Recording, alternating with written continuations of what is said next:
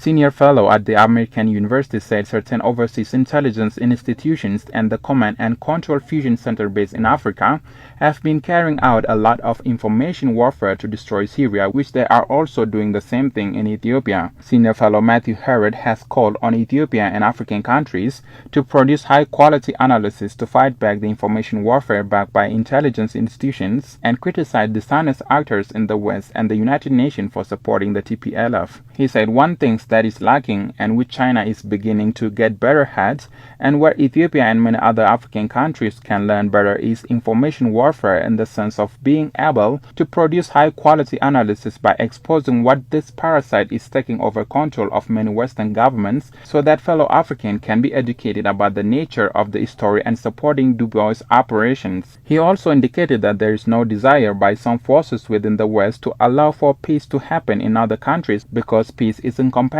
with their self-interest of exploiting resources. The motive is to render Ethiopia ungovernable, to make Ethiopia incapable of carrying out the duties and the goals that it has set for itself, as well as for the broader region of the Horn of Africa and Africa as a continent more broadly,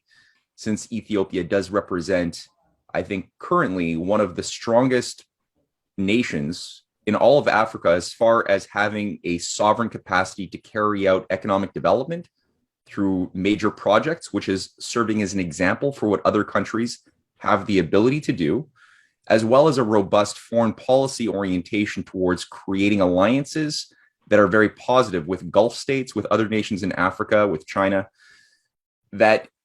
any nation could do to strengthen itself and gain more capacity to end hunger, end wars, and end the sorts of problems that living under empire has created for all of us, especially those living in the global south. And so that example has to be destroyed. And one of the ways, one of the tools, is the use of terror operations, terrorist units, which we've seen across the Middle East. We've seen this across Africa and Mali,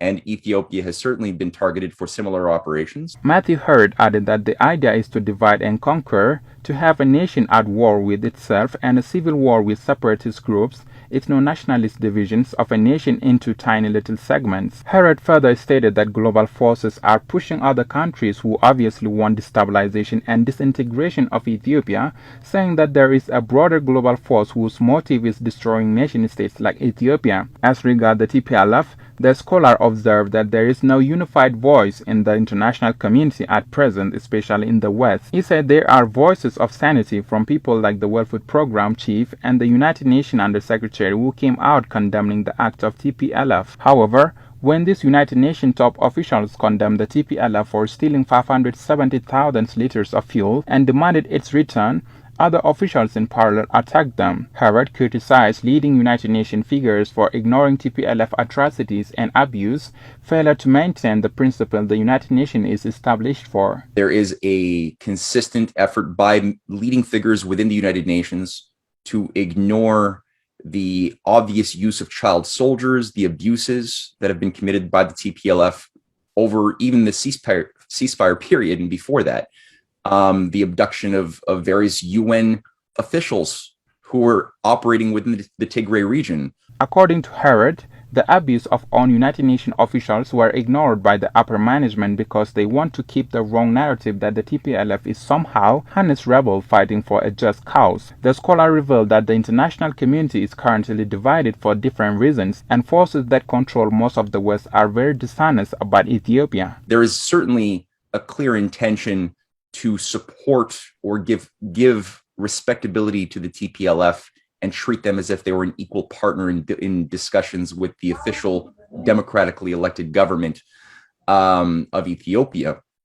So that is very dishonest. Matthew Ehret noted that this has been a narrative which is not tenable and is being broken. He went on pointing out that some actors in the West that are in dominant position at the moment use their political pressure to ignore the reality and the African Union efforts. The scholar stated that new forces dominating the world stage no longer see the idea of the world of cooperating nation-states as compatible with their idea of what the world order should be, adding that rather they see the world as being something which should be subdued under the dominance of unipolar hegemony, and thus mean that these nations must be kept exploited, underdeveloped, and at war with themselves.